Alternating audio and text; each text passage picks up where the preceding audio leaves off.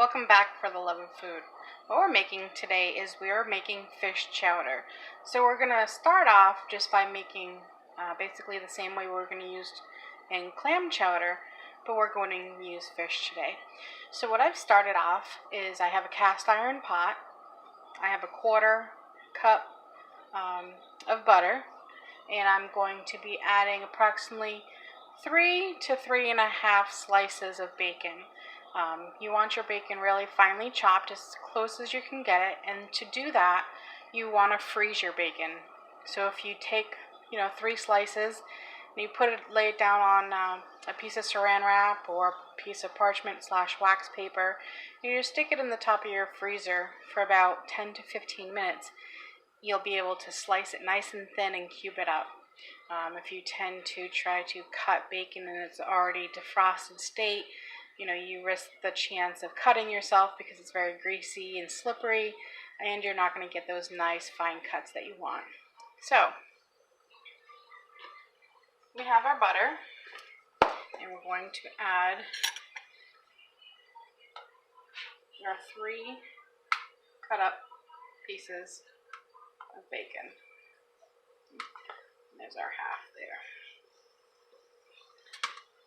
So we're going to render this down nice and good till the bacon is fully cooked, and then we're going to add our onion, which is 1 white onion finely chopped, and then 2 to 2.5 sticks of celery. I think I just threw 3 in there, but we'll see how much we need, and we're going to cook that down after. Alright, so our bacon is just about cooked. It's nice and brown, but we want to make sure that the bottom is not burnt.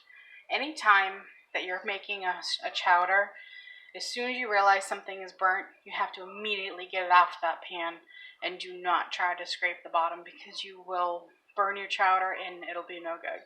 So we're going to add in our 1 onion now, and that is finely chopped. And we're going to add our 3 stalks of celery in.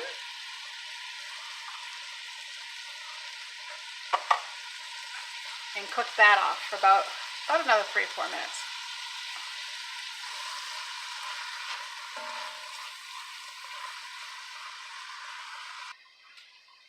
And while that's cooking, what we're going to do is we're going to add in about a teaspoon of garlic. Get that mixed in. And then don't forget to add your salt and pepper while you're cooking. Add a nice generous amount of cracked black pepper. And I'm just going to do a little bit of salt, just because the bacon already has salt in it, and we can adjust the salt as needed. So I'm going to let this cook for about another minute or 2. And then what we're going to do is add a little bit more butter, and then our flour. Alright, so I've added another 1/4 cup of butter. And what this is going to do, this is going to kind of melt down, and then we're going to turn the heat to low, and then add in the flour mixture to make a roux. So I'll show you how to add that flour there. Okay, so we're just going to sprinkle in some flour, probably about a 1/2 cup here. You want to make sure to get this nice and mixed together. You want it real thick, but not thick to where you can't, it's not pliable. It's just about good there. Now just a little bit more in. So maybe all in all, maybe a little over 1/2 cup. You want to make sure to turn this down to low, and what this is going to do, this is going to give us our base and thickness for the chowder part. So what we have in here, reminder, is the bacon, butter, celery, onions, and garlic. And what we're doing right now is we are cooking the flour out of the roux mixture, so that way we don't taste flour in our soup. Cook it on low heat for about 5 minutes, constantly flatten it out, and turning it. You don't want to ever let it sit. Then we'll start to add our cream and everything else, and our fish at the end. And while we're cooking this down, I'm going to pan out so you can kind of see. I have another pot going with diced potatoes, and I did about 3 Idaho potatoes, just sliced and diced in some water, and we got those cooking because we're just going to parboil these. If we wanted to make this chowder over the course of the whole day, we certainly could just put the uncooked potatoes in the chowder and let them cook that way.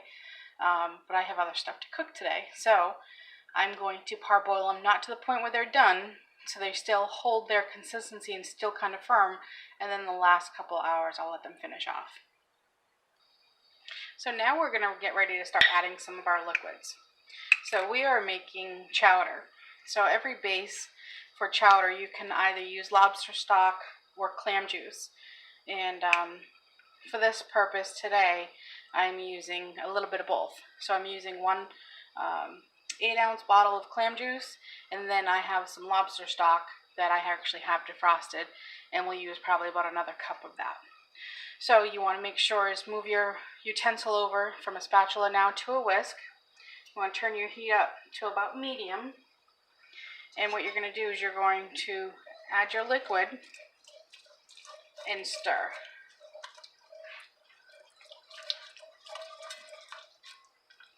And it's still going to become real thick until we add our milk and our cream in a little bit. But what we want to do is we want to start whisking up and mixing some of this liquid with this roux. We'll go ahead and mix this for a second.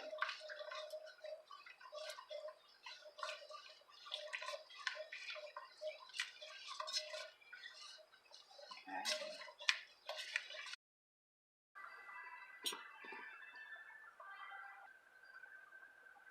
Alright, so now we're going to start adding in our cream. And we got about 2 cups, but I'm just going to go real slow and kind of look at the consistency.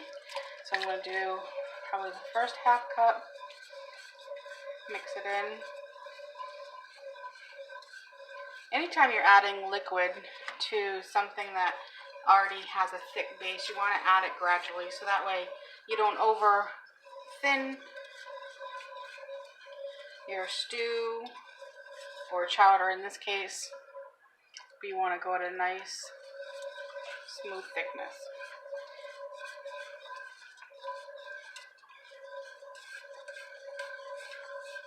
And as this continues to cook, it'll get a little thicker as well. We'll add in more here.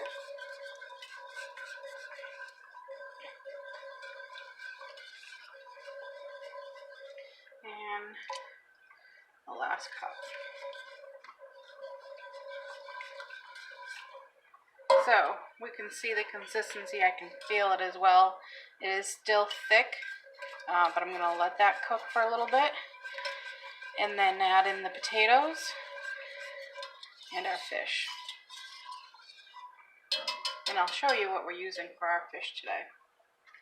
So our seafood department at our local store had haddock on sale. I don't know, I think it was like $9.99 a pound. But when the folks at the seafood department pare the fillets, the haddock fillets, they trim them down. And when they're trimmed down, they have pieces about this big, not enough for, a nice fillet, but they have pieces that big that are called stew pieces for meat. So I actually took a pound of that, which I got a whole pound for $2.50, cut it down into smaller pieces, smaller bite-sized pieces, and that's what we're going to use for our chowder. So your chowder can be any type you want. It can be a fish chowder, it can be a clam chowder. If you don't eat seafood, you can, put some sort of other meat in there and call it however you like. But the base of the chowder is starting with the bacon, celery, onions, and garlic with the cream, and then from there you make it into whatever you want, but that's a simple base. So we're going to strain our potatoes, add them in, and then add in our fish. Okay, so we've added our potatoes, and now we're going to add a pound of this fish. Give this a nice mix together.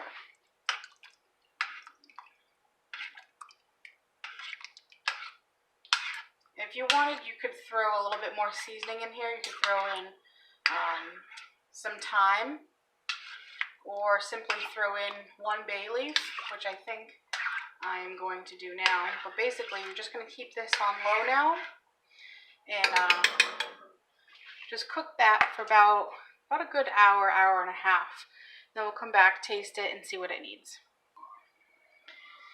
Alright, so we have our thyme, fresh thyme.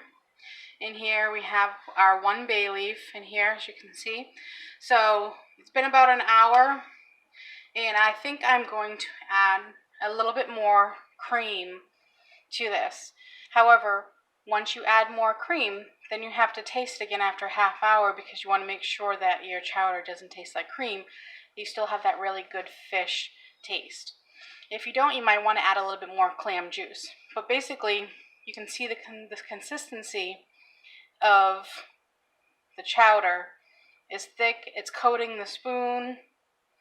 So this is a good consistency, but there's a lot of meat and not a lot of broth. So I'm going to add just a little bit more heavy cream